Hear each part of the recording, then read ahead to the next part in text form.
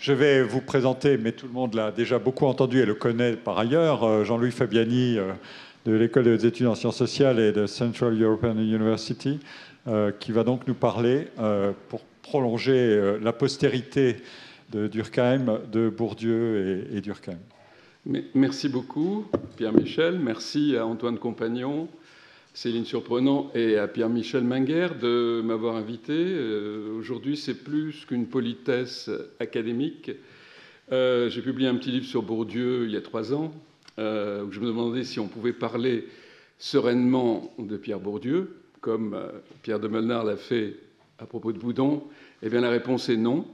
Et donc, je vois de la part de votre institution un petit signe amical qui me fait chaud au cœur.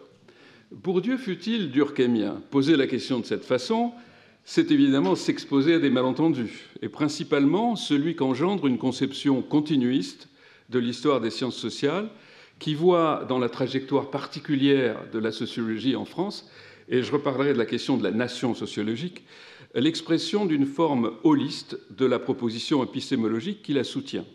C'est la raison pour laquelle Raymond Boudon s'est souvent proclamé Anne French. Qu'elle s'exprime sous la forme de la société éternelle dans laquelle Harold Garfinkel voyait l'apport majeur de Durkheim, ou d'une théorie générale des champs que Bourdieu a cherché à établir au cours d'une quête ininterrompue, c'est la relation au concept de totalité qui semble constituer le fil conducteur de l'entreprise sociologique, au moins entendu de cette façon. L'entreprise sociologique y est qualifiée régulièrement de pratique scientifique comme les autres, dont l'avènement tardif et d'une certaine façon toujours à venir est l'effet des obstacles sociaux qu'elle rencontre sur son chemin. Les règles de la méthode sociologique, 1895, et le métier de sociologue, première édition 1968, font état de ces difficultés propres à la sociologie. La nécessité de la lutte contre les prénotions qui saturent le monde social n'est guère éloignée de la bataille sans merci que mènent les auteurs du Manifeste pour une nouvelle sociologie, et que j'ai appelé naguère, si ce n'est jadis, une épistémologie de combat. Et nous avons évoqué cette notion de combat dans la dimension combattante de Durkheim. Si l'on se fie aux apparences, on pourrait à ce point affirmer que l'entreprise des auteurs du métier de sociologue se situe explicitement dans la postérité de Durkheim, figure tutélaire convoquée pour refaire de la sociologie un vrai métier, a craft, comme le dit très bien la traduction anglaise, un ensemble de savoir-faire, de préceptes, de pratiques et d'outils qui se transmettent et s'affinent au cours du temps. Remettre le métier sur le métier, c'est le programme d'une rénovation scientifique qui s'appuie pour une part sur la revendication originelle de l'auteur du suicide. Il est possible de rendre compte scientifiquement des faits sociaux contre la foule, à l'époque de Durkheim, des amateurs ou des fumistes. Mutatis mutandis, Bourdieu et Durkheim se trouvent et décrivent leur situation comme une situation que j'appellerais obsidionale. Une multitude de sociologues autoproclamés viennent concurrencer les vrais savants, au point qu'une partie de l'activité de ces derniers consiste à lutter contre les imposteurs, terme utilisé par Éric Briand. La différence entre les deux situations est évidente. Au cours des années 60, les faux sociologues ont fait leur place à l'intérieur de l'université, 58 licences de sociologie, ce qui conduira Bourdieu à qualifier très souvent la sociologie de discipline refuge, je dirais une sorte d'asile de nuit pour intellectuels à la dérive. Il y a plus, je crois. L'histoire de la sociologie est discontinue. Elle est d'autant plus discontinue que la discipline a connu en France une institutionnalisation particulièrement tardive, Éric Briand en a parlé, et que l'héritage durkheimien, privé d'une véritable assise universitaire, le Collège de France ne suffit pas, s'est progressivement effacé et n'a plus joué de rôle déterminant, de rôle vecteur. Alors, Andrew Abbott, dont nous avons parlé à l'instant, nous a mis en garde à propos du cas pourtant paradigmatique du département de sociologie de Chicago, dans Department and Discipline, 1999. Il nous dit, je cite, « La continuité des noms ne saurait nous conduire à croire à la continuité des choses nommées. chaque fois que nous regardons la scène à la lumière des projecteurs de la recherche synchronique, nous voyons apparaître des configurations différentes. Nous sommes bien d'accord. Le terme processuel fait aujourd'hui l'objet d'un consensus, qui n'est pas toujours le signe de la clarté, mais je crois que dans ma deuxième partie, c'est au processus de réappropriation de Durkheim par Bourdieu que je m'attacherai, en insistant sur sa dimension contextuelle et stratégique. Au moment où Bourdieu entre dans la carrière, la figure de Durkheim est largement démonétisée, en philosophie comme en sociologie. Il s'emploiera à reconstruire un Durkheim que je dirais à sa main, peu avant que Raymond Boudon, son opposant exemplaire, ne s'attache à une opération du même ordre, quoique sur des bases épistémologiques tout à fait différentes. Il n'est pas indifférent ou anecdotique de rappeler que le seul endroit où bourdelien et boudonien se rencontraient dans les années 70 était le cercle d'études durkheimiennes, le projet franco-britannique Parex, où je fis d'ailleurs mon premier exposé après 2 jours sans sommeil parce que plusieurs boudoniens allaient m'écouter. Et ce projet franco-britannique Parex voyait des boudoniens et des bourdéliens dialoguer autour de Durkheim, plutôt bien d'ailleurs, loin du boulevard Raspail. Avant de m'intéresser, donc, dans cette deuxième partie, à la dissymétrie entre Durkheim et Bourdieu, qu'induit la logique de réappropriation sélective du second, je voudrais revenir, reprenons d'anciens travaux, je ne le cache pas, dans un premier moment sur l'existence de ce que j'ai appelé, avant même d'avoir eu accès à la notion de lignage d'Andrew Abbott, la tradition latente, et qui pourrait être une forme de lignage. Donc, première partie, la tradition latente. Durkheim rappelait, après avoir signalé l'absence totale de programme empirique qui l'empêchait d'être une science, que l'œuvre de Comte constituait la meilleure des propédeutiques à la sociologie. Je cite Durkheim, « Quelques réserves qu'appelle la doctrine de Comte, un sentiment très vif de ce qu'est la réalité sociale y est partout présent. Il n'est pas de meilleure initiation à l'étude de la sociologie. » Fin de citation. Si l'œuvre de Comte est, selon Durkheim, sans lendemain immédiat, s'il s'agit en quelque sorte d'une science sans contribution, d'une science sans science, d'un discours qui ne peut sortir des généralités philosophiques pourfendues toute sa vie par Durkheim, on peut dire néanmoins, si l'on croit son promoteur, que tous les travaux de l'école durkheimienne, je le cite à nouveau, dérivent de l'œuvre de Comte. Ce sont des moments différents d'une même évolution. Fin de citation. Durkheim inscrit lui-même la filiation qu'il observe dans un cadre culturel national, la sociologie française.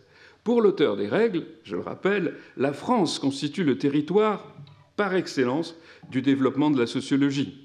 Ce thème n'apparaît pas seulement dans les écrits de circonstances publiés à l'occasion de la Première Guerre mondiale. En effet, la situation nationale est toujours doublement caractérisée à la fois par l'opacité des problèmes sociaux qui s'y développent et par la puissance du rationalisme comme tradition intellectuelle qui permet de lever cette opacité.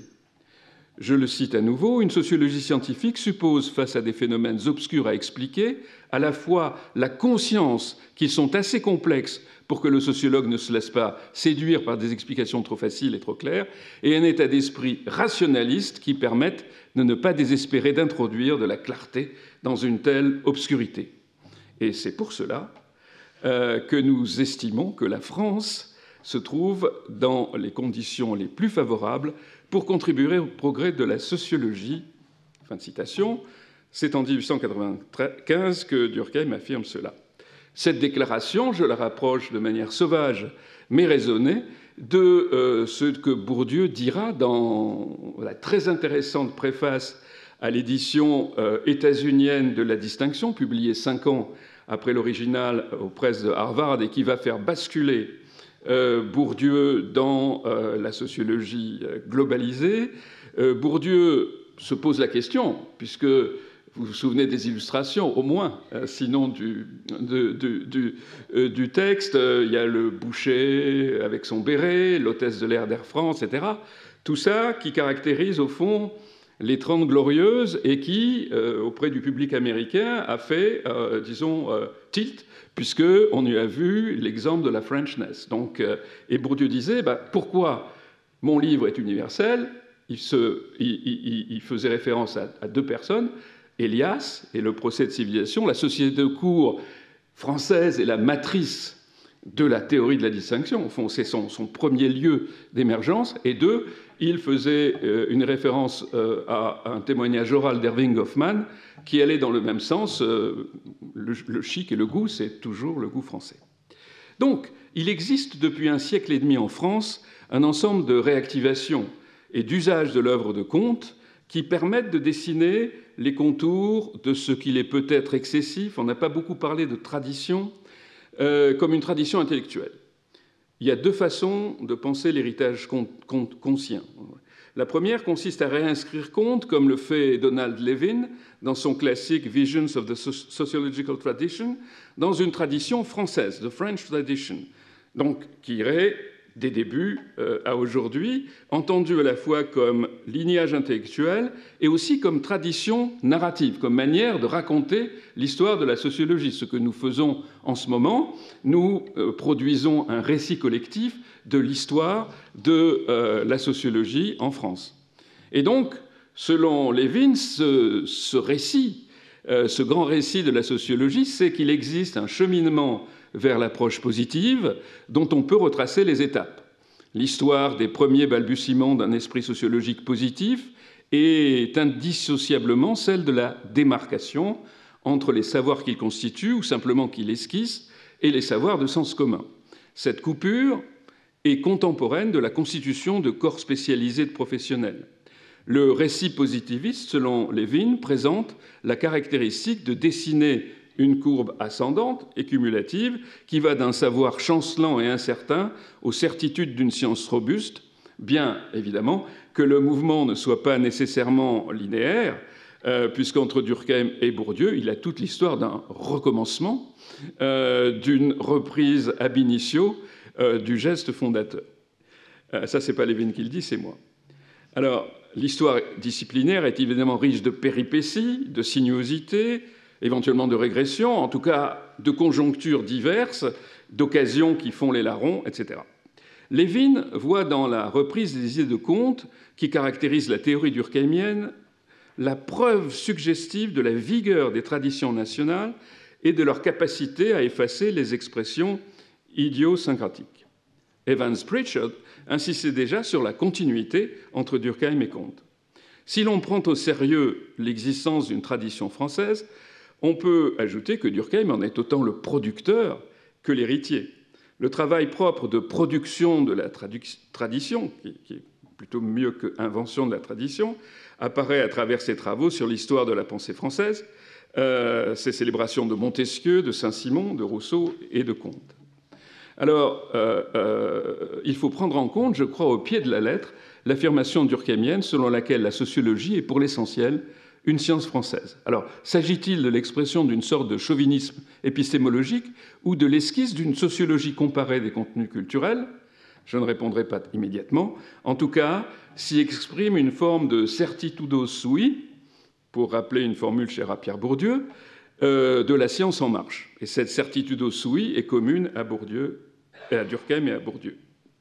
Donc, il existe depuis un siècle et demi en France un ensemble de réactivations de l'œuvre de Comte qui se situe bien sûr dans le prolongement d'institutions de Comte, dans la philosophie institutionnelle opérée au début de la Troisième République. Je renvoie là à mes premiers travaux. Et donc, cette lignée, Bruno Carcenti a évoqué hier ce que j'appelle ici le primat de la pédagogie et la revendication du caractère nécessaire de l'inscription des savoirs dans la cité. On pourrait parler de la continuité d'un style intellectuel à travers des programmes de recherche ou des manifestes idéologiques très divers. Lorsque Michel Foucault, dans le dernier texte qu'il a écrit, avant de mourir, La vie, l'expérience et la science, place Auguste Comte à la source de la lignée de la philosophie du concept, dans laquelle il intègre, je vous le rappelle, Pierre Bourdieu, Jean-Claude Passeron et Robert Castel, il désigne sans doute cavalièrement cette continuité. Une telle lignée implique un alliage original de l'épistémologie et de l'histoire, comme l'a montré pertinemment Johanna Heilbronn dans son livre sur le développement de la théorie sociale, The Rise of Social Theory. Je suis moins d'accord avec Heilbronn lorsqu'il oppose de manière très mécanique des chercheurs et des enseignants ou des bureaucrates, des autonomes et des hétéronomes dans son travail sur la sociologie française. Je me distingue donc un petit peu là de mon camarade François Héran. L'histoire des sciences à la française a d'ailleurs développé une belle érudition à propos de Comte, dont Canguilhem est un exemple frappant, qui tranche avec le désintérêt relatif qui a entouré son œuvre au cours du XXe siècle. Au premier rang des éléments de cette tradition latente, il faut évoquer la préoccupation pour l'historicité des formes de connaissance et de leur mode d'inscription sociale et politique. Sous ce rapport, les polémiques de Comte avec Mendes-de-Biran à propos des mérites de l'introspection, que l'auteur du cours considérait avec la plus grande sévérité, constituent bien l'assise de cette scène fondatrice que Foucault constitue à gros traits, à partir de laquelle on peut reconstruire tout un répertoire argumentatif. D'un côté, la philosophie du sujet, d'un autre côté, la philosophie du concept. On n'aurait aucun mal à en trouver de nombreuses illustrations contemporaines dans les polémiques philosophiques et sociologiques. L'ambition de constituer la sociologie par la capacité qu'elle a de fournir un point de vue unitaire sur la genèse et les formes d'usage sociaux des savoirs, comme une théorie générale de la connaissance, est contenue dans l'œuvre de Comte. On en trouve l'écho dans la proposition que Durkheim avait faite à propos de la relève de la philosophie par la sociologie. Dès la division du travail social, donc dès sa thèse, publiée en 1993, il avait soutenu qu'à mesure que le travail intellectuel se divise, la philosophie devient de plus en plus incapable d'assurer l'unité de la science. La philosophie étant comme la conscience collective de la science, le rôle de la conscience collective diminue à mesure que le travail se divise.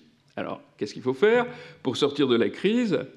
Il faut trouver une alternative. Il faut choisir un savoir qu'il puisse maîtriser, que l'on puisse maîtriser, et qui soit simultanément une science de la totalité. Et donc, la sociologie semble aux yeux de Durkheim la seule à remplir ces conditions.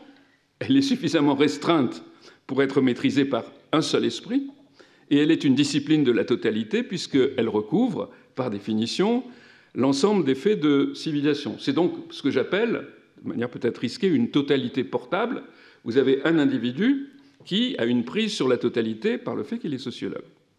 La critique de l'enseignement de la philosophie que Durkheim développe, comme tous les modernistes républicains, en 1895 dans un article fameux de la Revue philosophique, qui lui vaudra beaucoup d'ennemis, est très proche de celle que Bourdieu adressera 80 ans plus tard à la tradition lettrée, qui occupe tout un volume de la revue qu'il vient de créer en 1975, Actes de la recherche en sciences sociales, et de manière, que je dirais franchement obsessionnelle, à l'intellectualisme scolastique dans les méditations pascaliennes. Plus de 100 pages lui sont consacrées. Alors, la revendication d'une efficace propre de l'intervention intellectuelle entendue comme pédagogie de la science est centrale dans l'œuvre de Comte, et on peut voir sa postérité. L'action pédagogique est centrale dans La Cité, et ce thème est traité sous des formes différentes, à la fois chez Durkheim et chez Bourdieu. C'est à travers la vulgarisation des connaissances scientifiques que peuvent se diffuser au sein de l'ensemble de la société les nouveaux principes directeurs de l'organisation collective. La connaissance historique vulgarisée avait, selon Comte, la propriété de, je cite, « développer spontanément le sentiment social ». Alors j'ai essayé dans le temps de montrer, à propos de la Troisième République, l'importance de cette adhésion non interrogée à la croyance selon laquelle l'activité intellectuelle est capable, sans médiation, par sa seule présence. C'est ce que François m'a reproché avec cette histoire d'auto-présentation, mais je maintiens ce que je disais, et qui fait, disons, le socle commun entre sociologues durkheimiens et philosophes rationalistes qui partagent, à travers les usages intensifs qu'ils font du terme de morale, l'exigence, Thomas Hirsch en parlait, de l'efficacité sociale du travail intellectuel. La figure de Pierre Bourdieu politique dans l'espace public, aussi étrange qu'elle ait pu apparaître à certains de ses vieux lecteurs, dont moi-même, semble aussi pouvoir être pensée dans la continuité de certaines articulations. C'est ce que j'ai essayé de montrer dans mon livre et qui a fait l'objet de nombreuses discussions. La légitimité de l'intervention du sociologue dans la cité est garantie par une problématique du transfert de connaissances. La caractéristique commune de ces formes d'intervention est de reposer sur la croyance en la possibilité d'une efficacité en soi de la parole professorale, impliquant une sorte de court-circuit du politique qu'on a vu esquisser chez Karsenty et qui me paraît être aussi une caractéristique de l'œuvre de Bourdieu. Voilà un petit peu pour le cadre, disons, cette idée de tradition que je prends évidemment avec une certaine distance.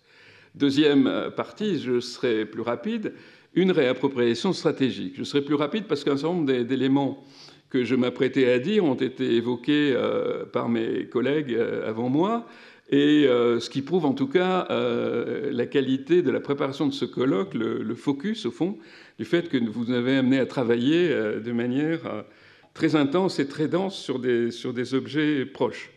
Alors, au moment où Bourdieu entre dans la carrière, Durkheim, et on l'a dit, décrié en philosophie comme en sociologie, quoique pour des raisons sensiblement différentes. L'homme que l'aspirant philosophe, comme il se nomme lui-même dans le recueil sur la philosophie des années 50, s'est choisi comme mentor Raymond Aron, et, comme on l'a vu, Raymond Aron considère le fondateur de la sociologie française avec beaucoup de circonscription. Le chapitre qu'il lui consacre dans les étapes de la pensée sociologique dissimule assez mal son manque de sympathie à l'égard de Durkheim. Alors, là, j'avais la citation que Pierre Birnbaum a apportée. Je complète la citation parce que c'est intéressant. J'avais prévu plus long. Donc, entre les deux, ni la division du travail, ni le suicide, ni les formes élémentaires de la vie religieuse ne touchaient mon cœur. Simples objets d'étude sur lesquels je dissertais en cas de besoin, un bon agrégé de philosophie de mon temps dissertait sur n'importe quoi. Fin de citation, page 69 de ses mémoires. Ça a bien changé. Vous êtes d'accord ? On pourrait multiplier les citations. Au principe du jugement d'Aron, on trouve le scepticisme sur l'idée même de société comme ensemble cohérent et dynamique. À l'ennui suscité par le durkheimisme, Aron, Pierre Birnbaum l'a dit, opposa sa découverte de la sociologie allemande et de Max Weber en particulier. Son petit camarade Sartre, qui avait une lucidité beaucoup plus limitée sur ce qui passait en Allemagne, bien qu'il y ait passé comme Aron un certain temps, était pour une fois pleinement d'accord avec lui. Il proclamait en 1943, mais là c'est Giovanni qui a fait la citation, en s'opposant à Georges Bataille, ça, je le recontextualise un peu, la sociologie de Durkheim est morte. Si, évidemment, comme en général on laisse les morts enterrer les morts, ça prouve, si Sartre dit ça, ça prouve que Durkheim n'est pas mort, évidemment. Alors, l'entre-deux-guerres, en dépit de ce que nous avons dit au cours de ces 2 jours, n'offre guère, sans doute, d'occasion de s'enthousiasmer, non pas pour les grands savants dont nous avons parlé, mais pour l'école sociologique durkheimienne. Les fondateurs des Annales ne sont pas en reste dans cette ironie mordante. Alors là, enfin, une citation que personne n'a faite, donc je la lance. Le 10 mai 1933, Lucien Febvre, de cette maison, écrit à Marc Bloch, je cite, « Récrit à Anfou, comme convenu, transmis le manuscrit à la maison. Idem le Gernet, auteur de cette cochonnerie chez Baer, style Mauss. Entre parenthèses, vous vous seriez bien diverti de voir ma tête hier soir dans la salle du Conseil supérieur, en commission, présidée par Lévi Brûle, qui est bien vieillard, et composé des 4 docteurs de l'école. Je veux dire Bouglet, le vrai Connet, Simion et Mauss, avec en face 4 primaires directeurs d'école normale pour l'examen des programmes de sociologie. Il fallait un historien, on m'a pris. C'était bien divertissant pour quelqu'un que l'histoire religieuse intéresse. Fin de citation. Alors évidemment, le vrai Connet, vous avez compris, faut pas c'est faux Connet. On retrouvera la même méfiance à l'égard de Durkheim de la part de Fernand Braudel lorsqu'il fustigea sa simplicité dure et linéaire. Dans les années d'après-guerre, la reconstitution d'un espace de recherche sociologique, principalement au CNRS, s'appuiera sur l'antidurkheimisme primaire de Jean Stutzel, qui fera de l'auteur des formes élémentaires de la vie religieuse un épouvantail métaphysique et préscientifique pour les contraster avec les méthodes de la sociologie états-unienne dominante, et qu'il imposera à l'IFOP comme on l'a dit aussi hier. Pour ce qui est de la philosophie, Durkheim n'est guère mieux loti. Quand j'étais agrégatif de philosophie, j'avais été frappé par une phrase dans un rapport de jury de 1973, je la cite en partie, Durkheim, dont l'argumentation peut être démontée en 3 lignes. Michel Foucault suivra cette ligne en se situant dans le mainstream de la philosophie universitaire française, réunissant curieusement le vieux spiritualisme lachelier et l'existentialisme sartrien. Il ne pense pas qu'on puisse faire quelque usage de Durkheim.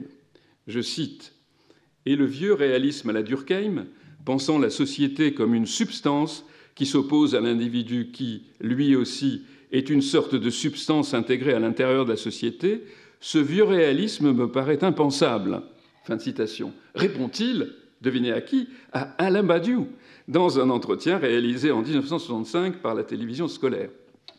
Durkheim se trouve à plusieurs reprises violemment disqualifié et quelquefois caricaturé dans le reste de l'œuvre de Foucault. Cette caricature est assez fréquente dans l'enseignement philosophique de l'époque, c'est-à-dire des années 60. Dans une conférence faite à Tokyo, alors là c'est en 70, Foucault se distingue encore très fortement de Durkheim lorsqu'il oppose sa propre méthode, qui consiste à chercher l'intéressant du côté de ce qui, dans une société, dans un système de pensée, est rejeté et exclu. C'est ce qu'il fait, alors que le sociologue, dit-il, traitant une interdiction comme l'inceste, se demandait quel était le système de valeurs affirmé par la société au moment où elle refusait l'inceste. Durkheim présupposait en effet l'homogénéité, le caractère sacré du corps social, affirmation que Foucault dit complètement étrangère à ses préoccupations. L'œuvre de Durkheim n'a plus de potentialité. Foucault se situe explicitement dans une tradition philosophique française qui fait de l'auteur des formes élémentaires une vieillerie à mettre définitivement au placard et dont la survie, comme punching ball, on dirait, est uniquement liée au fait qu'il incarne tout ce qu'il ne faut pas penser.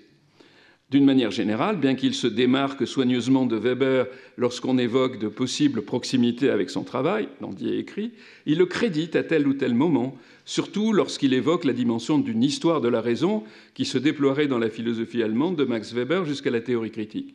Durkheim, lui, est tout entier dans le discrédit, bien qu'on ait tiré quelquefois une série de rapprochements qui me semblent hasardeux entre les deux auteurs à la suite d'une citation favorable, un apax dans Surveiller et punir.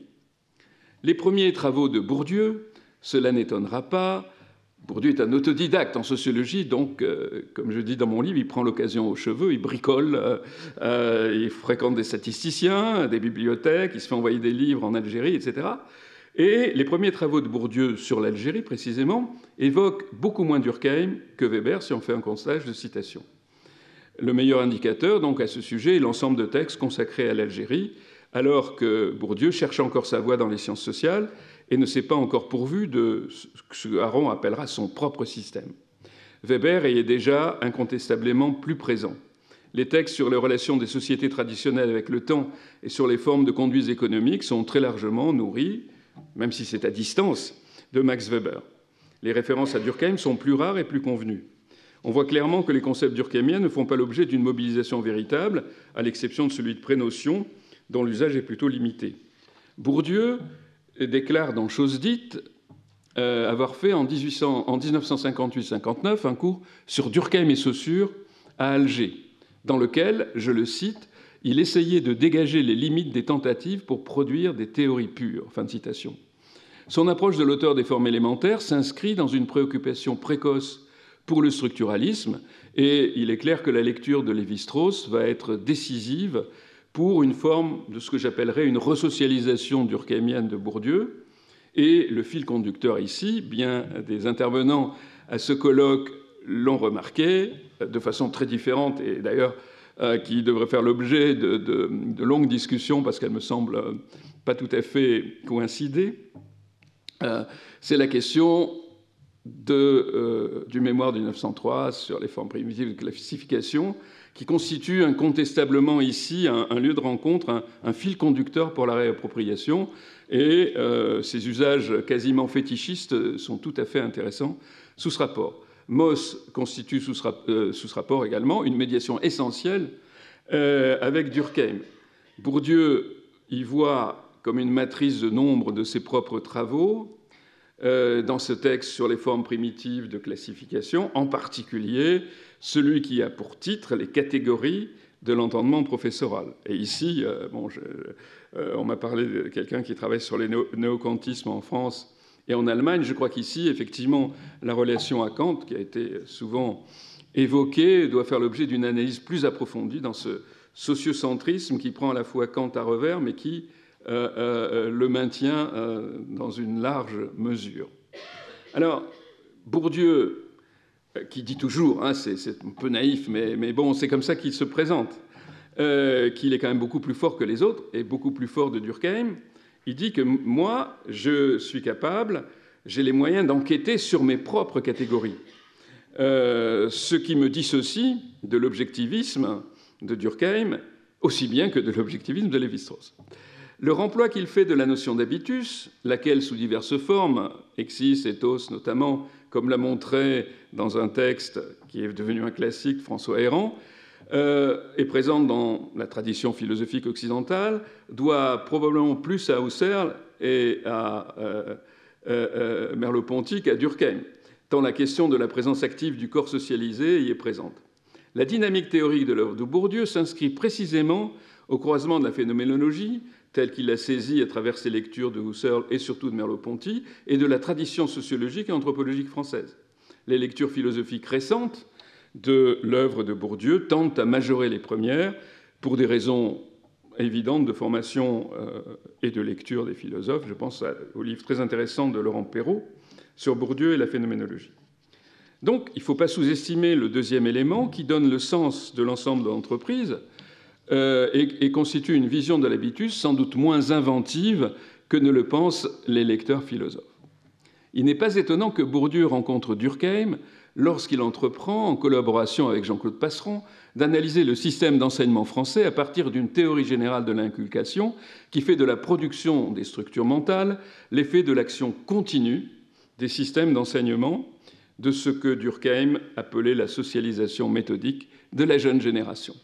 À ce point, Bourdieu se situe explicitement dans la postérité de Durkheim lorsqu'il tentait de faire une sociologie des structures de l'esprit telle qu'elle apparaît au cœur des formes élémentaires dans le travail sur les catégories, comme ce retournement sociologique de la question kantienne.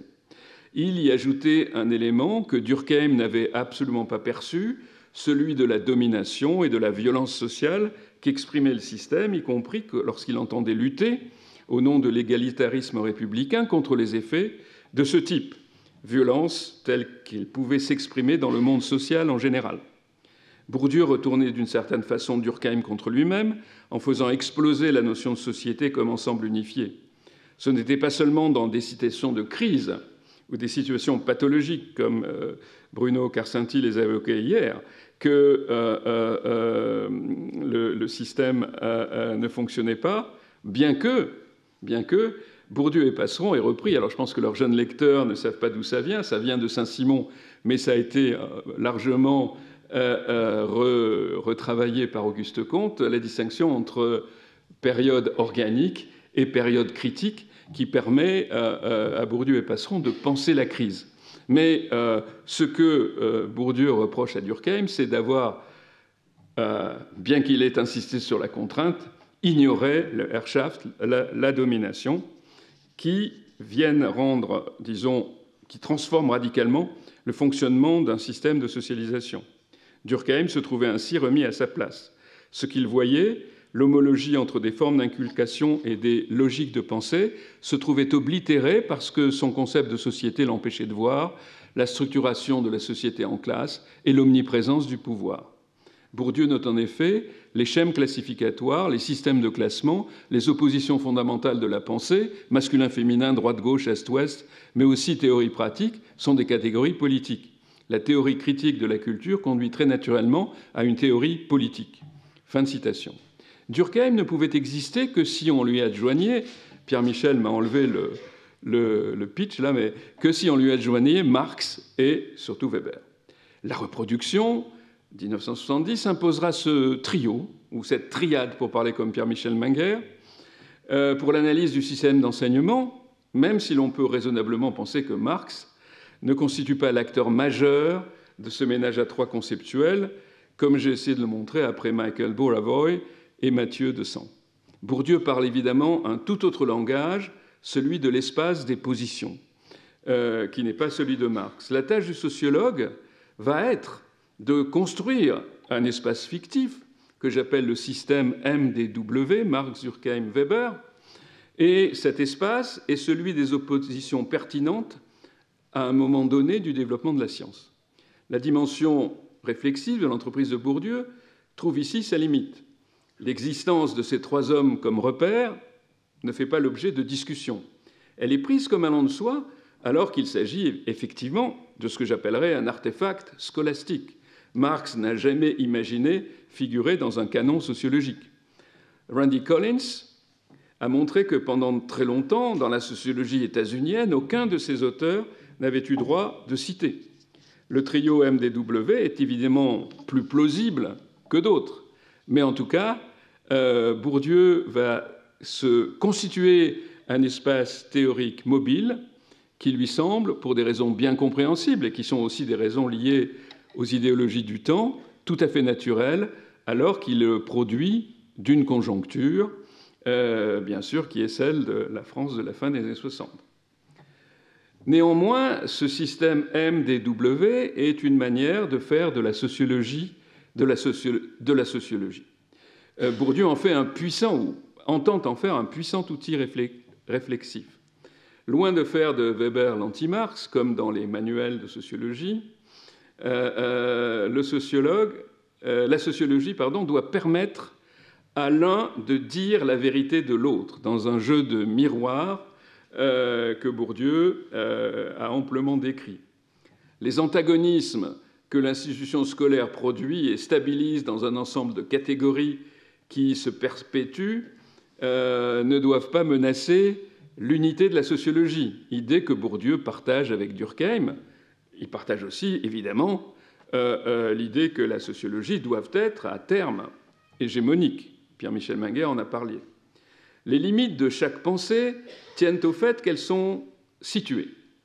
Ainsi, Weber a pu voir ce que Marx ne voyait pas, mais il n'a pu le voir que parce que Marx avait vu ce qu'il avait vu.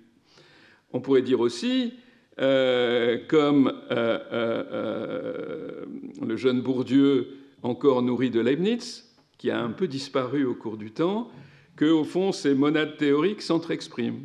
Les antagonismes sont voués au dépassement et à la synthèse, qui est d'ailleurs à la charge de Bourdieu, lui seul, ou sa théorie générale, mais je pense qu'ici, c'est Bourdieu seul, peut exprimer la multiplicité des perspectives sur le monde social. On peut penser avec un penseur contre un autre penseur, et avec et contre un penseur. Alors, Bourdieu nous dit « Althusser est pour Marx », mais moi, je suis pour et contre Marx. Et on peut penser avec Marx et Durkheim contre Weber, et réciproquement. Et ce jeu, évidemment, est le jeu qui permet la réflexivité. C'est donc grâce à Weber que Bourdieu va pouvoir se déprendre de la passion objectiviste qui réunit, selon lui, Marx et Durkheim. Mais ce sont les objectivistes, alors je laisse à Bourdieu le monopole de ces catégories qui m'ont toujours semblé discutables. Les objectivistes vont être mis à contribution pour invalider toutes les visions dites subjectivistes du monde social. Et Bourdieu a fustigé sous ce rapport, par exemple, l'ethnométhodologie, qui est tout sauf un subjectivisme. Ainsi qu'en témoignent les travaux d'Anne Rawls récents sur les formes élémentaires. Aussi, Bourdieu ne fut pas durkheimien, mais il sut utiliser son ancêtre contre ses rivaux et contre ses propres passions objectivistes, comme un penchant naturel du savant. Durkheim avait déjà défini, je vous l'ai dit, dans la première partie, la position du sociologue comme celle du point de vue, à partir duquel on peut saisir tous les points de vue particuliers. Avec un tout petit truc, je vois tout. C'est ma boule sociologique, il y a tout dans la boule, et en même temps, c'est une petite boule. C'est dans le cours sur l'État que, et j'en termine par là, les proximités entre Bourdieu et Durkheim sont plus remarquables. Alors on m'a déjà fait l'objection, tu ne lis Bourdieu que d'un côté. Parce qu'évidemment, Bourdieu, aussi, en maître de la rhétorique savante, se fait fort d'intégrer toutes les positions. Donc son cours sur l'État il le considère aussi comme une vaste entreprise de déconstruction de l'État. Il s'agit de chasser, en gros, l'État de nos têtes, et l'État y est entré il y a très très longtemps. Mais en même temps, et c'est là-dessus que je terminerai, parce que c'est un écho, je pense, assez puissant, le cours sur l'État, alors dont on a dit qu'il n'était pas un des meilleurs cours de Bourdieu, mais en tout cas, moi je le prends comme un indicateur. Il est l'occasion d'une comparaison constante entre la position de Bourdieu, la position de l'auteur, et celle de Durkheim, pour ce qui est de leur relation à l'État. Il n'est pas indifférent que Bourdieu commence son cours par une référence à l'auteur des formes élémentaires de la vie religieuse. Alors bien sûr, Durkheim a parlé d'État, les leçons de sociologie publiées à Istanbul en 1938 en témoignent, mais la publication à Istanbul posthume témoigne aussi du caractère à la fois périphérique et incomplet de ces textes. Donc, cette référence renvoie à la distinction qui est faite entre intégration logique et intégration morale. Et je cite Bourdieu. « L'État, tel qu'on l'entend d'ordinaire, est le fondement de l'intégration logique et de l'intégration morale du monde social. » Fin de citation. Si l'auteur du cours sur l'État ne s'arrête pas à cette définition, il faut être honnête, il n'en fait pas moins le point de départ de son investigation en tant qu'elle fixe le consensus fondamental qui est la condition des conflits qui se développent dans le monde social. Bourdieu s'emploie tout au long de sa démonstration à ouvrir l'écart, bien sûr, entre le sociologue de service public et l'État. Il y voit même une difficulté inhérente à la construction de cet objet particulier. Il rend pourtant hommage au sociologue d'État que fut Durkheim, et il met souvent ses pas dans les siens en réactivant sa théorie de la religion et sa conception des formes primitives de classement pour construire son enquête sur la genèse des formes étatiques. Je le cite encore, un très beau texte de Durkheim identifie le sociologue à l'État. Il dit qu'au fond, le sociologue fait ce que fait la connaissance du second genre selon Spinoza. Il produit une vérité débarrassée de la privation liée à une particularité. Le sociologue, disait Durkheim, est celui qui est capable de se situer en ce point, d'où les vérités particulières apparaissent comme particulières, et il est donc capable d'énoncer la vérité des vérités particulières, qui est la vérité tout court. Ce faisant, fin de citation, pardon. Ce faisant, le sociologue est inévitablement proche de l'État, et évidemment, cette vision de Durkheim, selon le sociologue, doit se considérer spontanément comme un agent de l'État, est tout à fait centrale. Alors, là, on mesure sans peine, à travers la proximité presque affective avec Durkheim, la distance qui sépare Bourdieu des théories marxistes de l'État. S'il est impossible, s'il serait funeste, parce que dangereux pour une sociologie critique de reproduire à l'identique le geste durkheimien, l'utilité de son travail, y compris lorsqu'il ne parle pas de l'État, est essentielle. L'État est aussi l'incarnation du collectif. Il peut être défini, selon Bourdieu, comme un métachamp qui englobe tous les champs. Une telle analogie est incontestablement liée à l'ancienneté et à la centralité de l'État en France. Un sociologue des États-Unis aurait probablement un point de vue différent. Pour Bourdieu, les sciences sociales ont partie liée avec le welfare state. Si le sociologue ne se considère plus à la fin du XXe siècle comme un agent de l'État seul capable d'exprimer le point de vue de l'État, très souvent pensé par Bourdieu sur le modèle du point géométral de Leibniz, le point de vue de tous les points de vue, il est l'héritier direct, nous dit-il, des luttes qui ont abouti à l'extension de sa main gauche, la main gauche de l'État, dont Bourdieu se désespère qu'elle soit en train d'être coupée, et en particulier par de mauvais sociologues. La sociologie est née de l'État et elle a participé elle-même à la constitution de l'État. L'ensemble des sciences sociales, personne ne le nie, a joué un rôle considérable dans la préparation, disons, d'un espace de possibilités pour qu'advienne l'État-providence. La sociologie est partie liée avec l'entreprise de socialisation des risques, avec la constitution des problèmes comme problèmes publics, sur laquelle une réponse de la puissance publique est attendue. La sociologie a eu une importance cruciale dans le fait que les femmes et les hommes ont cessé d'être considérés comme les responsables de leur propre malheur, de leur mauvaise santé ou de leur pauvreté. Donc, des trois pères fondateurs, j'ai fait des comptes parce que Durkheim est le plus cité sur l'État. Là où l'on aurait pu attendre Weber, qui est évidemment présent avec des concepts de domination et de légitimité, c'est plutôt l'auteur des leçons de sociologie qui s'impose. Le cours est d'ailleurs le plus anti-marxiste des ouvrages de Bourdieu. On peut voir dans ce retour à Durkheim la préoccupation constante de Bourdieu pour l'intérêt public, tel qu'il est défini par les catégories de l'intervention publique. Ce qui inquiète le sociologue à la fin de sa longue enquête historique, qui est très riche de références sur la genèse de l'État, c'est la rapide déconstruction du socle sur lequel s'était bâti l'édifice républicain, qui est bien qu'il ne le dise jamais, puisqu'il se considère lui-même comme un miraculé du système, celui qui lui a permis d'arriver là où il est arrivé, au cœur de l'État ici, là, l'État universitaire français, quintessence du raffinement intellectuel, de la puissance publique dans la longue durée. Le monde que décrit le sociologue critique est un monde de décombres. Il est difficile d'y reconnaître les vestiges de ce que fut le long combat pour l'intérêt public dans l'histoire de ce pays. C'est un peu comme ce que j'avais écrit à propos des règles de l'art. Vous avez des siècles d'autonomisation de l'artiste, etc. Et puis, toc, d'un coup, de Bernard-Henri Lévy arrive et pop, tout est foutu, quoi. Ce côté vraiment angoissé de la fragilité de la longue durée en dépit des apparences. Ce qui est détruit en premier lieu, dit Bourdieu, c'est la morale collective, la morale publique, une philosophie de la responsabilité collective. Et là, vous entendez des échos durkheimiens. La fidélité au lexique durkheimien est frappante. L'association entre la sociologie et l'intérêt public est prise comme allant de soi. La tristesse de la conclusion, moi qui m'a vraiment ému, alors on me dit que Bourdieu était très gai à la fin de sa vie, etc. Bon, n'est pas feinte. Le cours s'achève sur le paradoxe que constituent les méchants. Les sociologues qui contribuent consciemment au délitement de la puissance publique, alors que leur discipline est par définition du côté du collectif. Par définition, certes, mais uniquement si l'on se situe dans un paradigme de type durkheimien.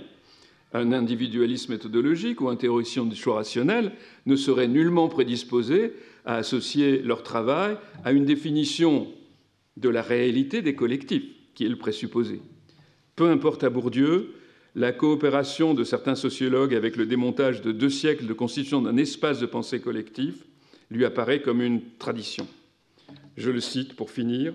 « Il y a des gens, conclut tristement le maître du Collège de France, qui réalisent ce tour de force de faire une sociologie en contradiction avec les postulats centraux de la discipline, sociologie qui est du côté des démolisseurs, peut-on dire, de tout ce qui était associé au public, au service public, à cette forme d'universalisation par le public. » Fin de citation.